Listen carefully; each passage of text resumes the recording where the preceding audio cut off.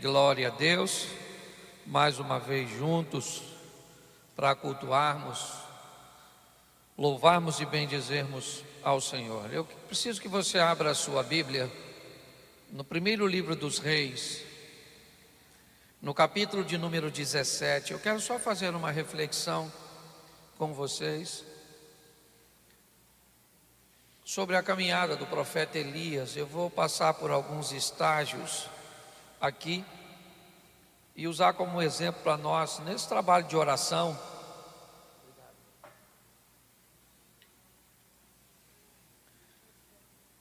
Primeiro livro dos Reis, no capítulo de número 17, no verso 1, e ele diz assim: Ora, Elias de Tisbe, em Gileade, disse a Acabe: Juro pelo nome do Senhor Deus de Israel, a quem sirvo, que não cairá orvalho nem chuva nos anos seguintes, exceto mediante a minha palavra.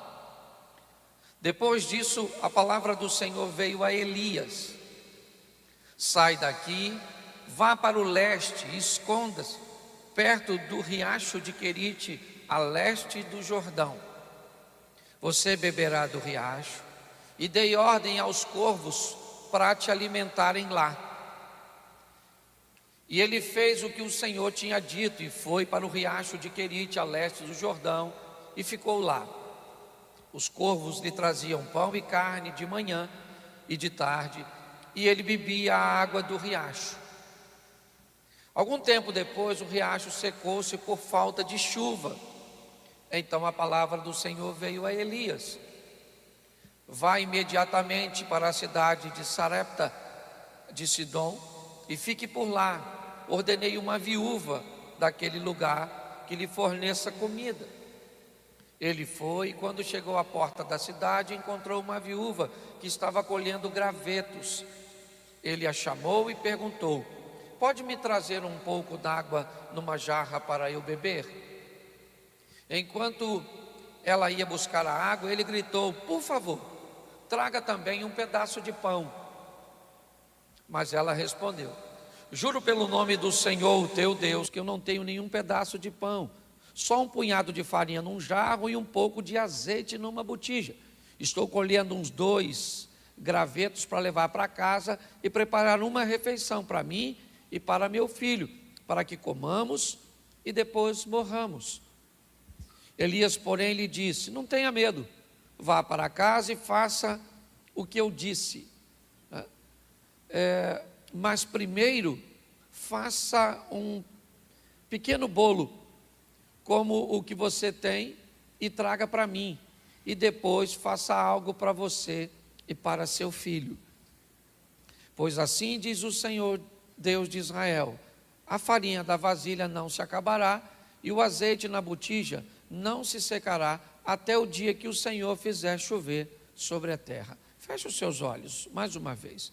Senhor nosso Deus e Pai, em nome de Jesus, eis aqui a Tua palavra.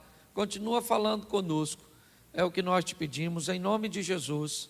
Amém, glória a Deus. Amém.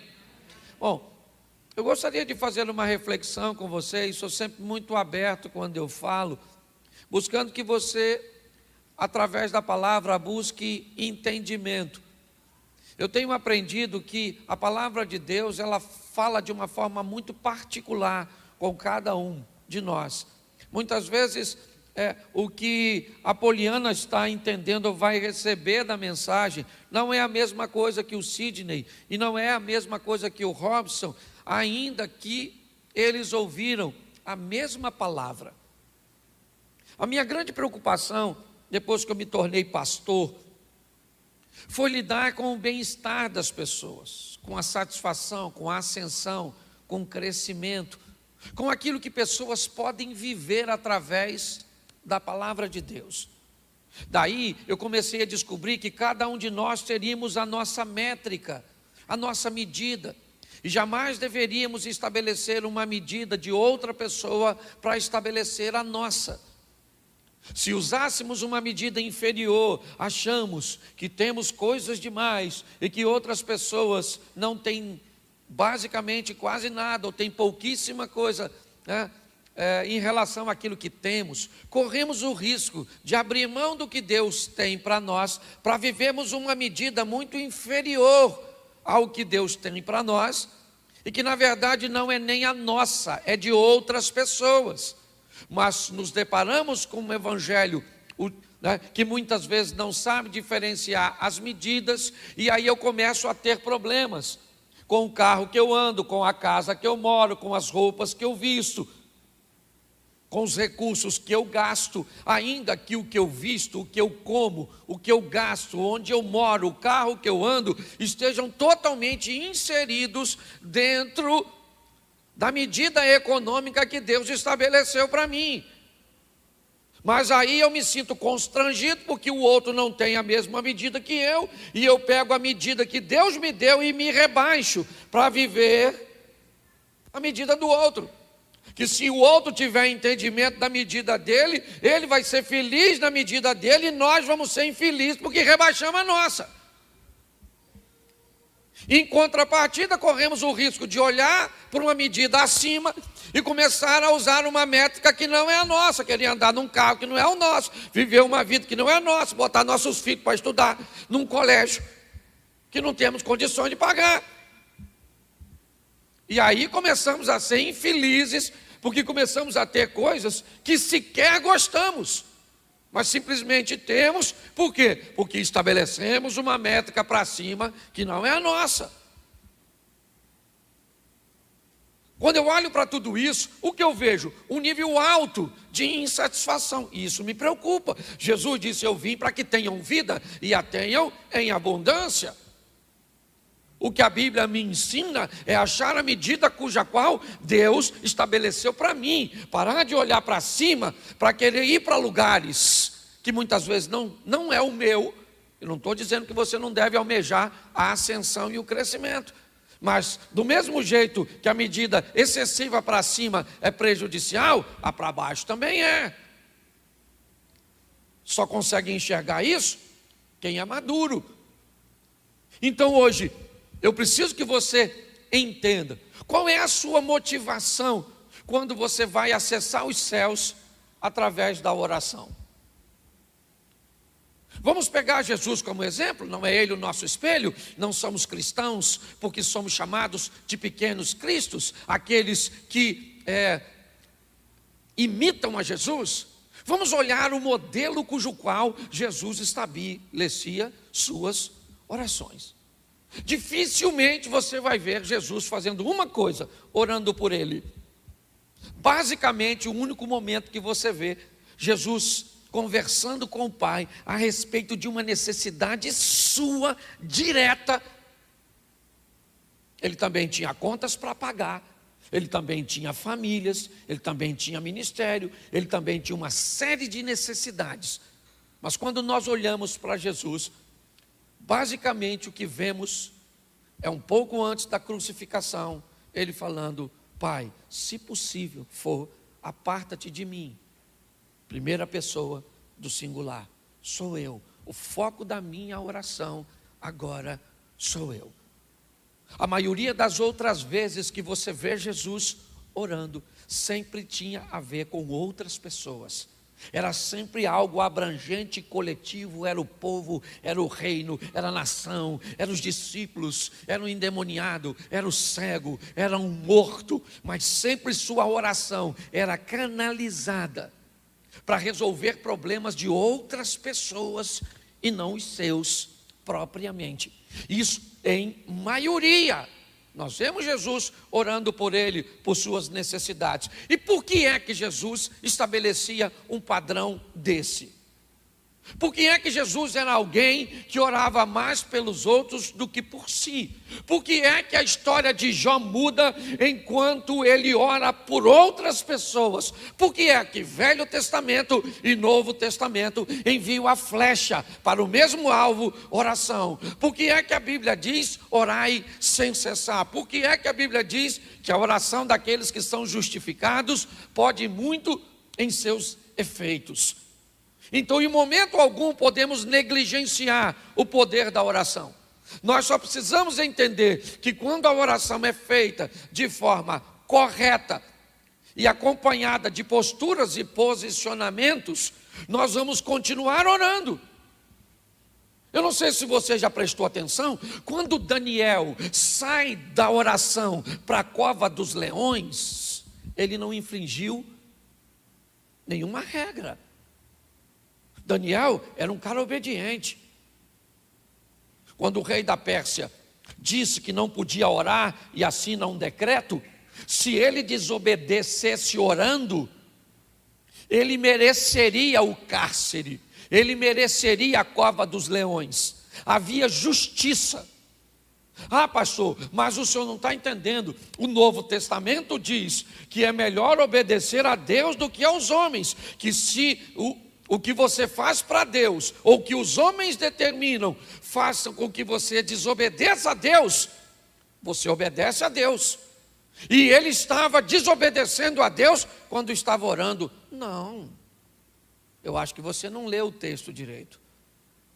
O que foi escrito como decreto é o seguinte: durante tal período, não lembro aqui agora, 30 dias, durante um período, ninguém pode pedir nada a ninguém que não fosse ao rei. O que eles não sabiam, até porque Daniel está inserido numa cultura que não é a sua, é que nem todo aquele que está de joelho dobrado está pedindo. O texto é claro em dizer que o que Daniel fazia eram orações durante aquele período que não podia pedir, ele fazia orações de ações de graças. Ele não estava desobedecendo nada, ele só mudou o teor da oração, porque tem gente que diz que todo aquele, ou pensa que todo aquele que está orando de joelho dobrado, está pedindo, me dá, me dá, me dá. E aí me vem a pergunta que eu quero ver com vocês, já já eu entro aqui no profeta Elias. Mas preste atenção, por que é que pedimos tanto?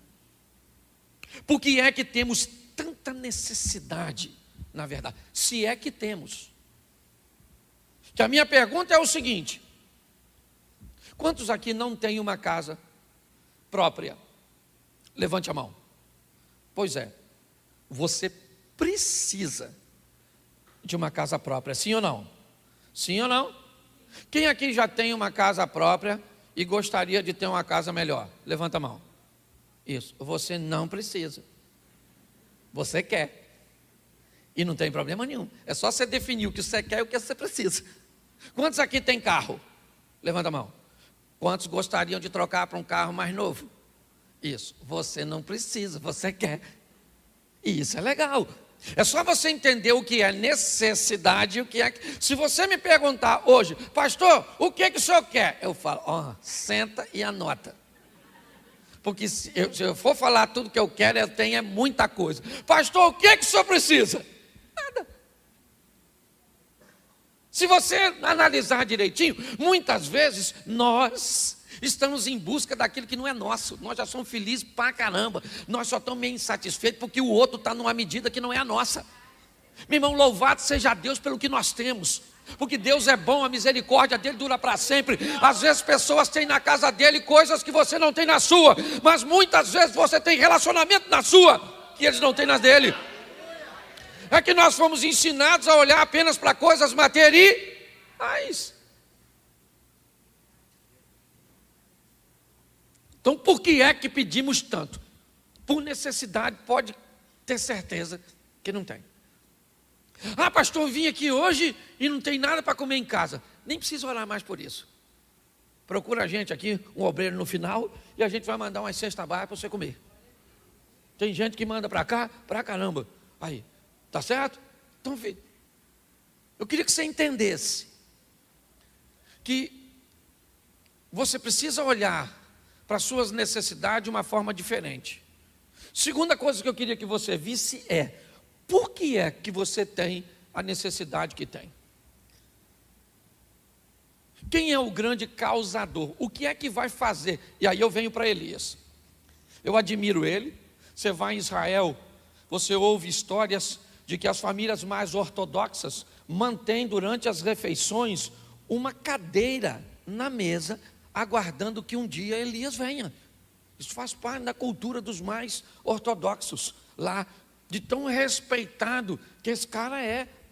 Você vê que confundiam Jesus, achavam que Jesus era a reencarnação do Elias.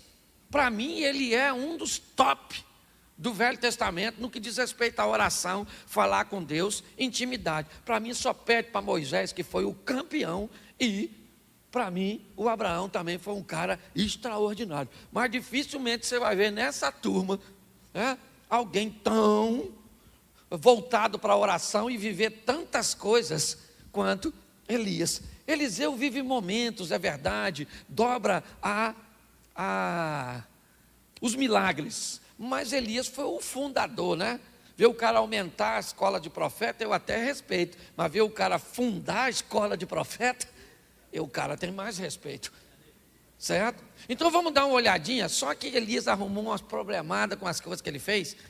Eu só quero mostrar ele porque ele está muito perto da gente. E o que eu quero falar com você hoje é que a maioria dos problemas que você tem foi você que casou, ou você que causou.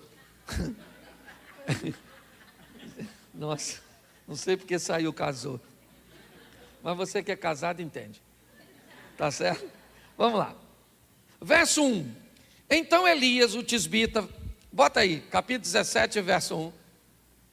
Ora, Elias de Tisbe, em Gileade, disse a Acabe: juro pelo nome do Senhor Deus de Israel, a quem sirvo, que não cairá orvalho nem chuva nos anos seguintes, exceto mediante a minha palavra. Preste atenção o que esse cara está dizendo. Nesse versículo, não há indício nenhum que Deus mandou Elias fazer isso. Nenhum. Elias está dizendo: eu tenho uma comunhão com Deus, e pela comunhão que eu tenho com Ele, não chove nas terras onde Acabe administra, a não ser quando eu falar. Olha só, ele está olhando para o ambiente, está observando que Acabe se tornou um dissimulado, se casou com uma mulher promíscua, um governo que mata profetas, um governo idólatra. Elias tem inúmeros motivos para tomar essa decisão. Mas eu não sei onde ele estava antes do versículo 1, mas eu não vejo ele envolvido em problema nenhum.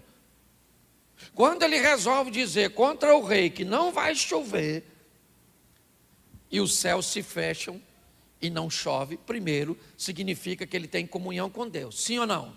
Sim ou não? Mas Deus mandou ele fazer?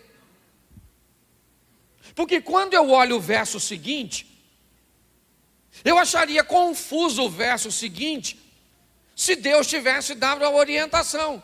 Verso 2: depois que Elias falou isso, a palavra do Senhor veio a ele.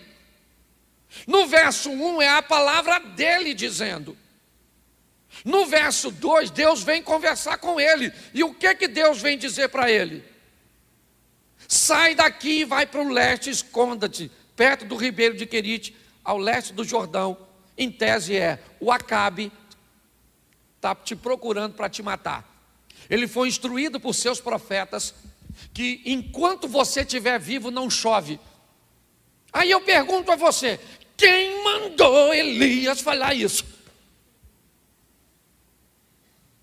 Por causa de uma palavra que ele disse, Deus falou: ó, você falou, beleza, eu até gostei, mas não fui eu que mandei. Então faz o seguinte, meu irmão, agora responsabilize-se por aquilo que você foge. O senhor não está comigo? Eu estou, mas não mandei. Se eu tivesse mandado você comprar, eu dava a você condições de pagar. Você comprou porque quis, então agora para de comer na rua, vai ter que fazer isso, vai ter que fazer aquilo para pagar esse troço. Mas não, eu enfio os pés pelas mãos e vou para o altar. Senhor, pastor, acho que Deus não está escutando. Escutando ele está. Ele só está querendo saber quem mandou você comprar, quem mandou você fazer, quem mandou você casar. Pastor, ora pelo meu marido, 30 anos, guarda mais uns 20 de força para orar. Mas pastor, é muito difícil. Querido, é difícil para todo mundo, não é só para você. Quanto mais assertivo você se torna através do conhecimento da palavra de Deus, menos sofrimento você tem. O Deus Todo-Poderoso, fala para seu servo e manda o servo fugir. Foge para o ribeiro de Querite, porque lá em Querite, certo? Eu vou mandar os corvos te dar comida. Eu vou tentar ajustar a besteira que tu fez. E pior, Acabe era um cara diligente. Pega seus soldados e leva para perto de Querite. E Deus diz: olha, Elias não sabe, mas Deus está vendo tudo. Quando Deus está vendo que Acabe está chegando com seus soldados em Querite, Deus aparece para Elias e diz: Elias, sai de Querite e vai para Sarepta, fora dos termos administrativos, atravessa a fronteira, lá Acabe não tem poder, vá para lá porque Acabe já está chegando aqui. O que a Bíblia está dizendo é que Elias está sofrendo consequências, aquilo que a gente chama de castigo. Gente, apague do seu dicionário a palavra castigo. O nome que deram, né, a palavra responsabilização foi castigo. Porque castigo parece que é aquilo que precisaria de misericórdia, que precisaria de perdão. Castigo é aquilo que parece que você tem pouca culpa, que você não tinha muita consciência quanto fez. Castigo é aquilo que faz com que você não busque uma transformação, nenhuma mudança, porque castigo dá uma conotação de que você está sendo meio que injustiçado. A palavra correta para quem quer mudar de vida é responsabilização. Porque o responsável, ele entende que ele não está sob castigo, ele está sob consequências daquilo que ele fez. Pastor, mas o senhor está falando de oração? Sim, é lógico que eu estou falando de oração. Porque hoje o número de orações que são direcionadas para os céus são para corrigir coisas que dava para corrigir. São para suprir necessidades que nós não precisaríamos suprir. Nós deveríamos usar muito mais tempo de oração. Senhor nosso Deus e Pai, eu quero louvar o Teu nome, bendizer por Tua bondade, misericórdia. O Senhor é grande, o Senhor é tremendo. Um dia o Senhor vai vir me buscar. Muito obrigado por tudo aquilo que o Senhor tem feito por mim. Quero Te agradecer pela minha igreja, pelos meus negócios, pelo meu casamento, pelos meus filhos. Louvado, entronizado seja o Teu nome para sempre. Eu Te amo, Senhor. Te louvo e te agradeço. Senhor, eu preciso de um emprego. Meu filho está bagunçado, estou doente, o dinheiro acabou. Olha para isso.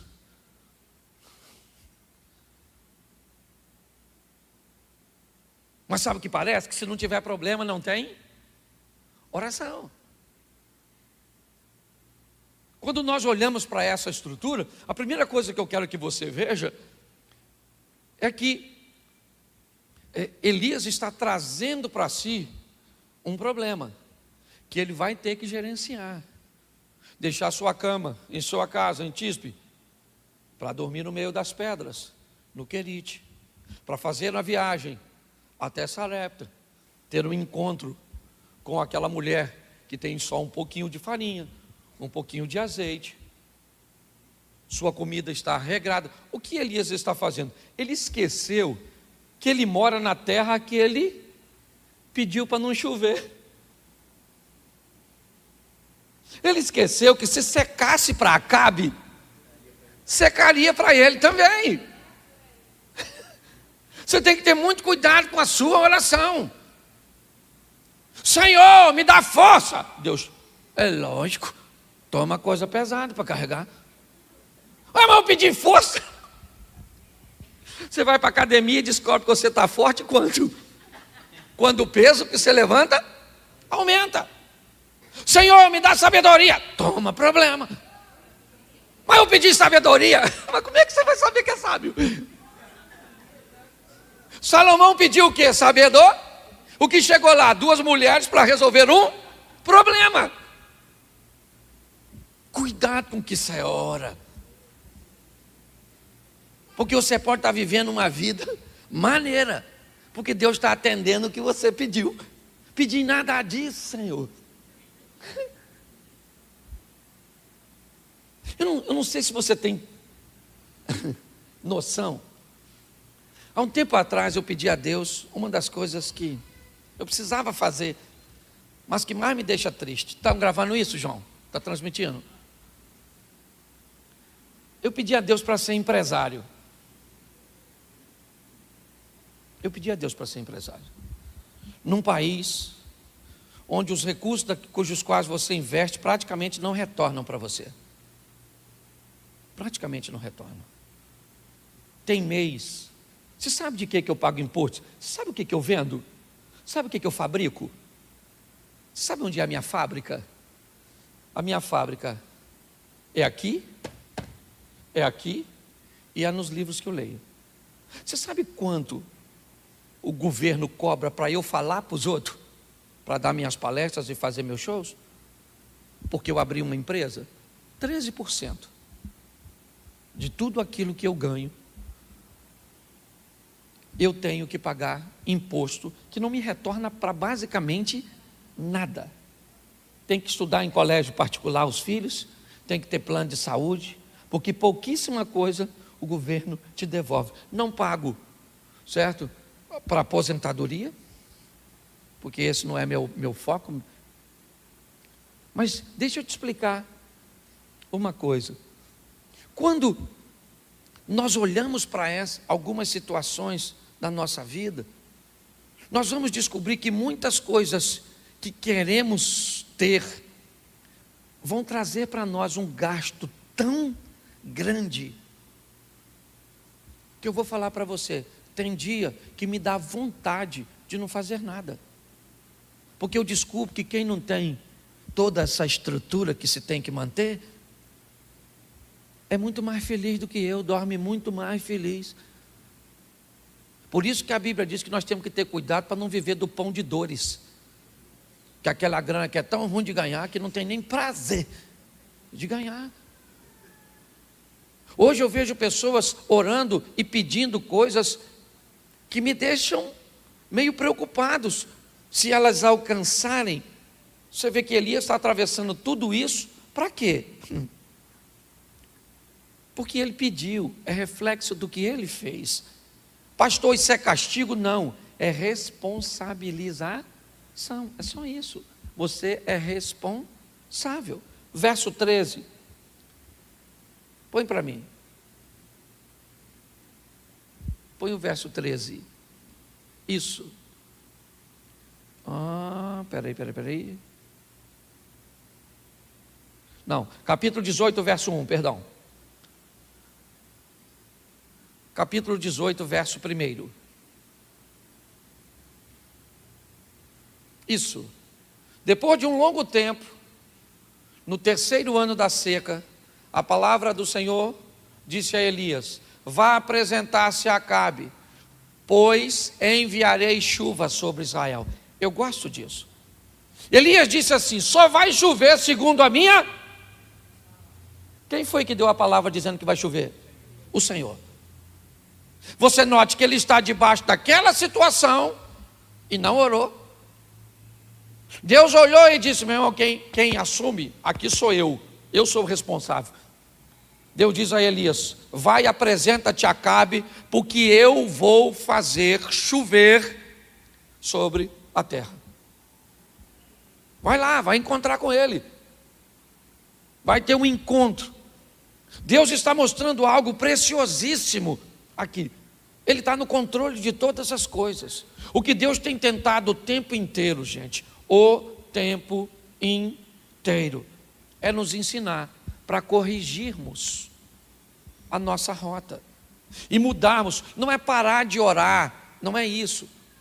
Eu sei que hoje eu estou envolvido num montão de coisas que eu não deveria estar, que me trazem preocupação, que me trazem sofrimento, que me trazem desgastes, agenda em lugares que eu me arrependi de fazer depois que disse que iria e agora eu tenho que ir, negócios que ocupam muito meu tempo e que hoje, situações que às vezes eu preciso de liberação para fazer eventos em determinados lugares, em ambiente político, e aí eu tenho que dobrar meu joelho e dizer: Senhor, abre as portas em tal lugar assim, envia recursos em tal lugar desse jeito. Eu também faço isso.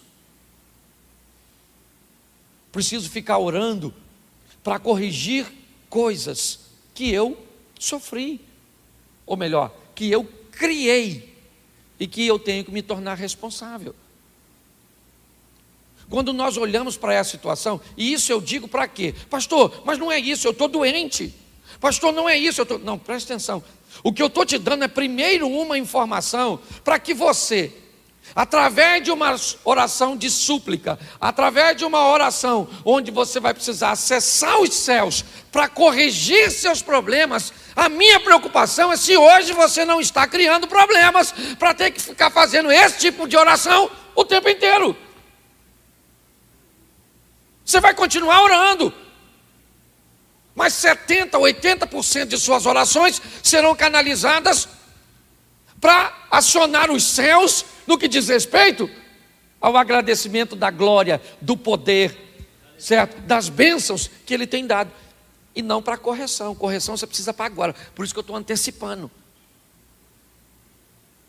Então, por favor, todos nós, porque senão não tem vida, gente. Senão, porque olha, me permita fazer uma colocação e não crítica. Eu não sei se você já notou, às vezes você vai em lugares onde pessoas têm dons extraordinários, são pessoas piedosas, crentes, íntimas com Deus, passando tanta necessidade.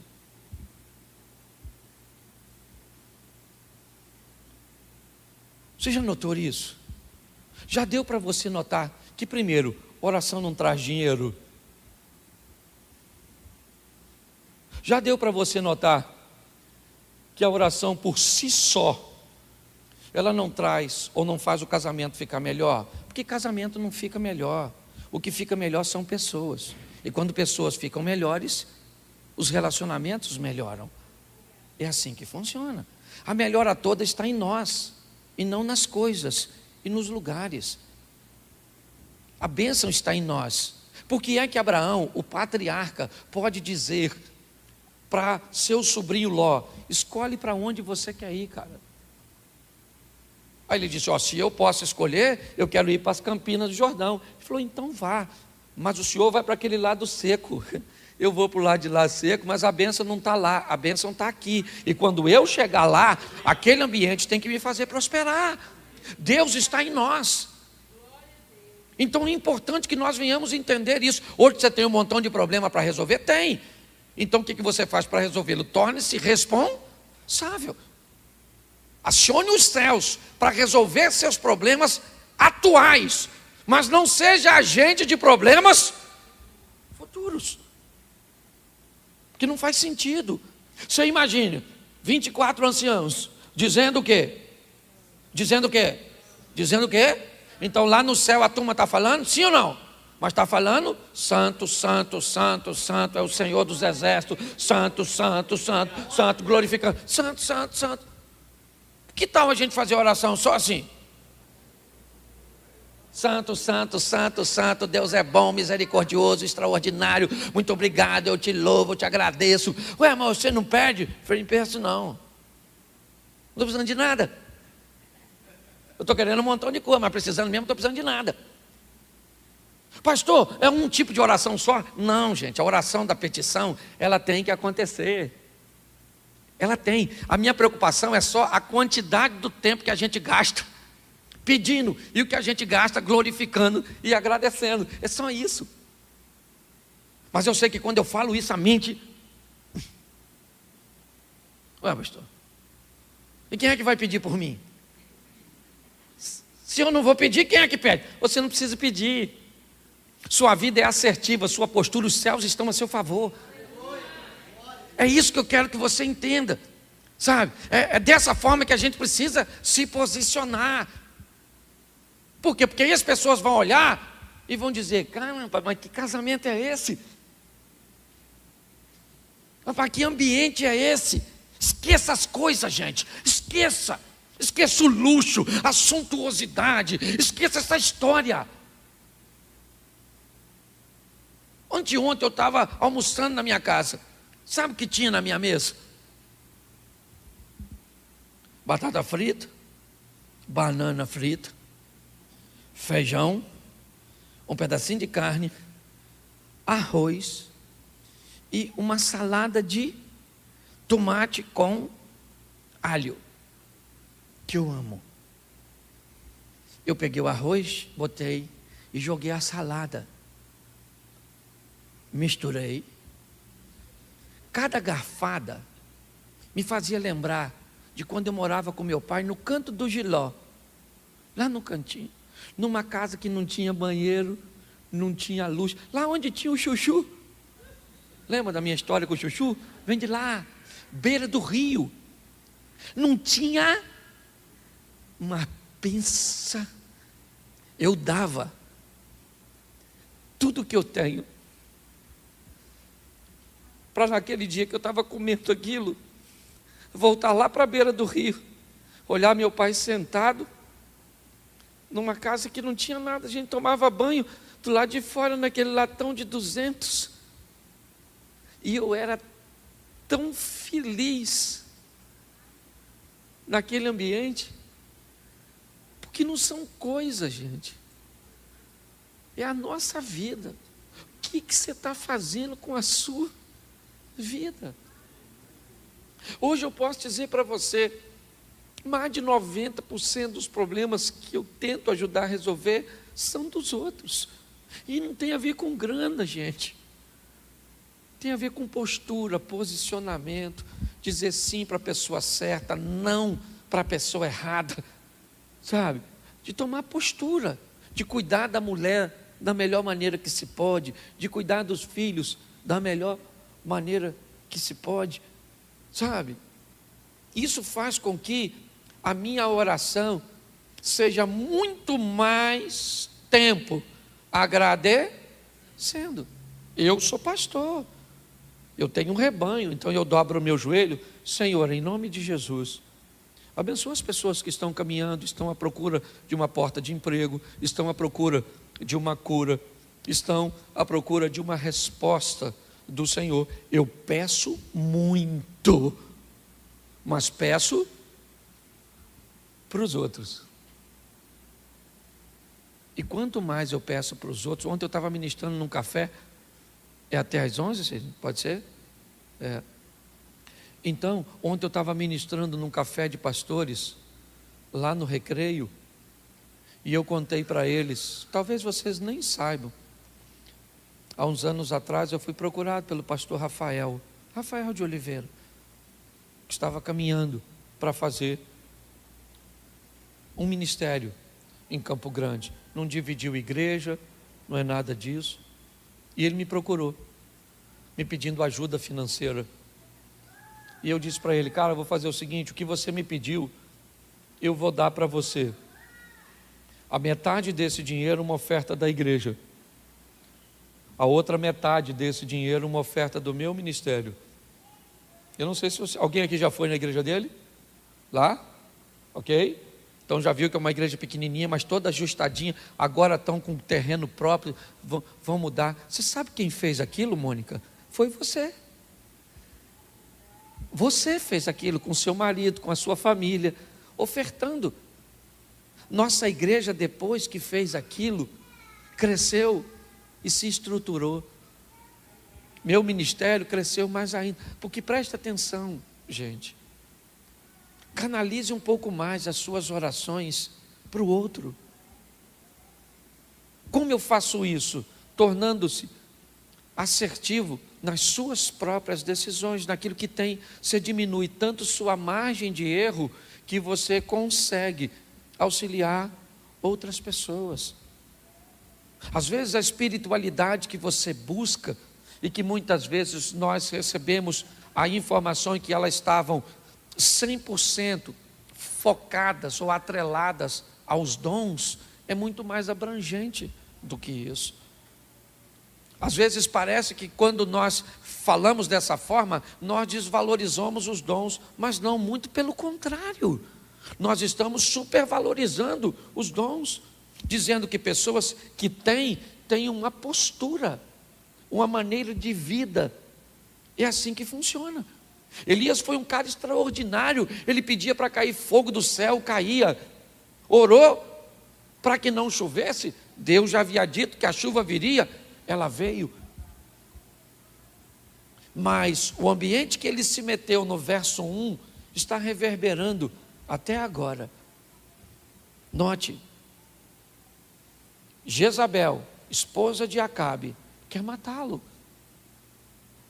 Elias agora tem que fugir, se esconder numa caverna, amedrontado, confuso, fugindo da morte, pedindo para morrer, porque ele era gente como nós, que estamos exaustos, muitas vezes, lutar o tempo inteiro, buscando solução para algo aparentemente tão simples, mas problema nenhum é simples quando é seu. Problema simples é o dos outros, porque não é você que tem que resolver. Eu só pergunto para você, e isso dentro da sua métrica, não faz sentido você ser um servo e uma serva de Deus que vive uma vida, né, no altar do Senhor, às vezes ter um sofrimento tão prolongado. O sofrimento eles fazem parte, mas eles são pontuais. No mundo tereis aflições, mas eu vim para que tenham vida e a tenham em abundância. A vida é abundante, o sofrimento é pontual. Não é o sofrimento abundante e a vida pontual. Não é assim que funciona. Esse modelo, ele existe, mas ele é a opção das pessoas. As pessoas optaram por isso. Cometem tantos erros, observam as coisas, fazem as coisas de formas tão emocionais, passionais, que quando elas olham para a vida dela, é uma sequência, só trocam de problema. Seja franco aqui, para mim. Quantos aqui já fizeram uma campanha de 7 semanas, certo? Onde você esteve aqui 7 semanas e não pediu nada, só agradeceu? Levante a mão. 1, 2, 3, 4, 5, 6, 7. Só 7. O resto de nós manda a bala. Vamos embora lá para cima. Ver se o negócio resolve. Então você está num trabalho de oração, que aliás é um dos trabalhos cujos quais eu preciso falar isso, que eu mais me orgulho da nossa igreja. Primeiro porque ninguém achava que um cara engraçadinho, igual o pastor, que conta piada, teria na igreja dele um trabalho de oração. Isso para mim já é o máximo. Eu tenho as câmeras da igreja, toda quarta-feira eu entro naquela dali que me dá uma visão melhor, em cima da porta, tá vendo? Aquele é uma câmera do Big Brother, que eu olho para vocês, para olhar, para ver, e eu me orgulho demais. E o que eu mais me orgulho é que ao longo da caminhada a gente está mudando de vida, diminuindo. Chegou aqui sofrendo o quê? 99% de luta. Parece Conor McGregor, certo? Lutador de MMA. E aí vai fazendo umas coisas. E aí, está lutando? Estou na luta, pastor. Quantos? Ah, pastor, eu lutava todo dia. Agora estou lutando 3 vezes por semana. Olha que beleza. Já melhorou. Aí já tem uma turma aqui que está lutando 1 vez por semana. Porque casado nunca vai deixar de lutar, né, irmão? Ah, pastor, não queria ter problema no casamento. Morre. Porque do contrário, é desafiador para todo mundo. Eu amo minha mulher, amo de paixão, amo. Me casaria com ela 1 vez, 2 vezes, 10 vezes. É a mulher da minha vida. Mas pensa, não seria contigo, que dá lá em casa de vez em quando. Eu falo, Senhor, mas isso é legal. Então eu queria que hoje você parasse para dar uma olhada e visse se você não é o maior prejudicado. Então você vai fazer 2 orações. Primeira oração, vamos para pedir, porque nós estamos precisando mesmo, né? Então a prateleira está aí, vamos meter a mão, certo? Então, Senhor, me dá isso, me dá aquilo, eu estou precisando daquilo, Senhor, preciso daquela casa própria, Senhor, preciso disso, preciso daquilo, preciso daquilo outro, preciso. Mas guarda, Senhor, eu estou aprendendo a sua palavra, que o Senhor costuma dar as coisas para os outros quando a gente pede. Ou o senhor costuma dar as coisas para a gente quando a gente pede para os outros? Para falar a verdade, eu queria estar pedindo para mim agora.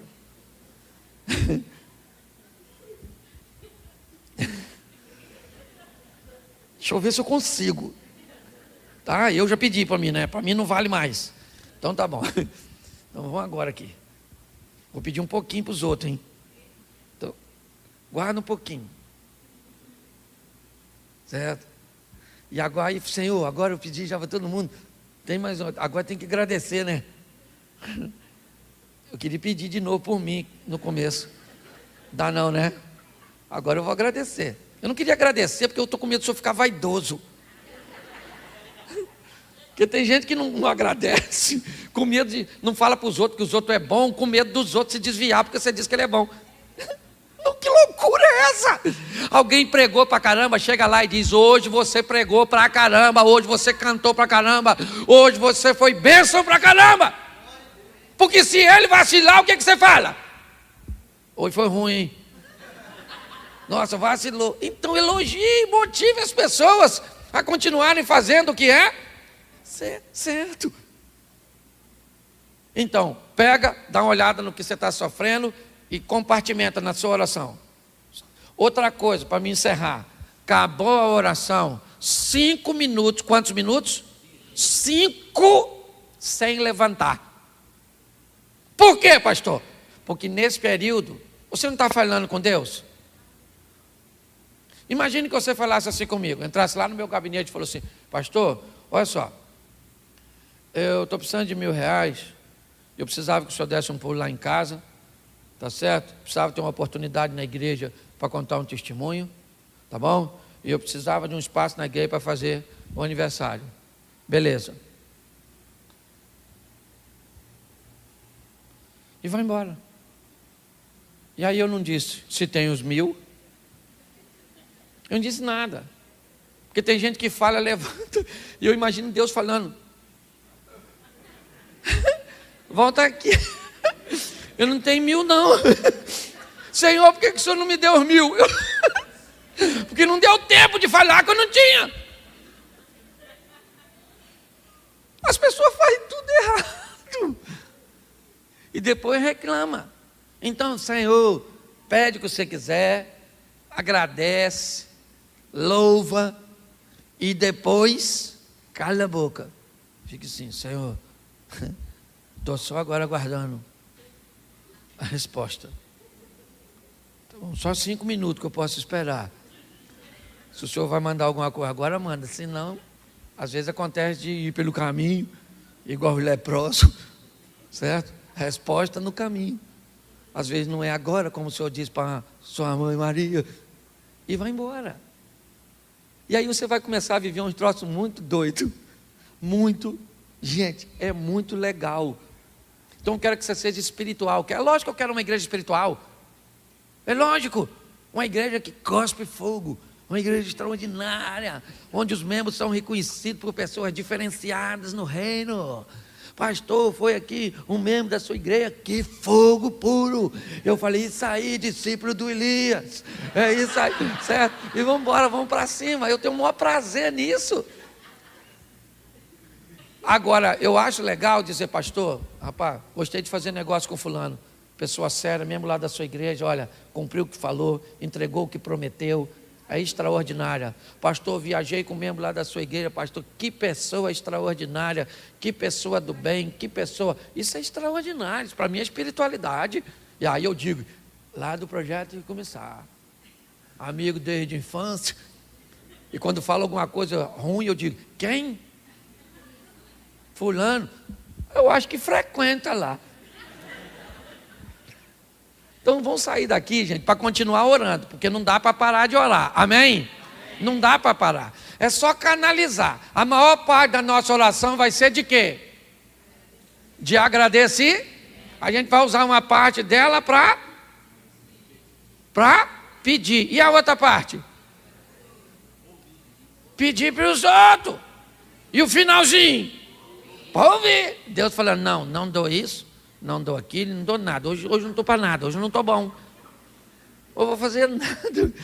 E hoje? Não, hoje tudo.